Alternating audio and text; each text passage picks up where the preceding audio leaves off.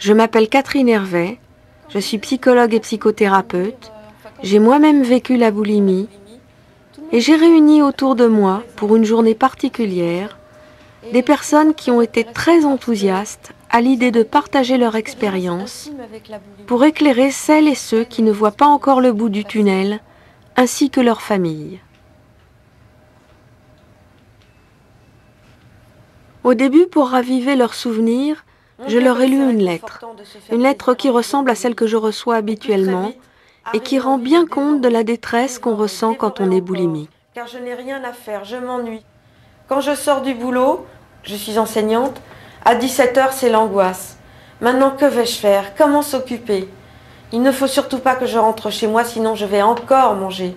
Je vais faire les magasins, ou plutôt du sport. Il faut que je fasse du sport tous les jours un footing, il le faut. Et voilà comment je raisonne chaque fois que 17h sonne à l'école. Chaque jour c'est la lutte, s'occuper pour éviter de manger, agir le maximum pour ne pas se goinfrer. Et puis un jour je craque, je me laisse aller, je boulime et je boulime et je boulime pendant des jours et des jours. Je ne fais plus aucun sport, je n'ai aucune volonté pour rien, je ne veux plus voir personne, je ne vais même pas au boulot et j'ai une culpabilité maximum. Je suis dans cette galère continuellement. Pourquoi ne suis-je pas normale?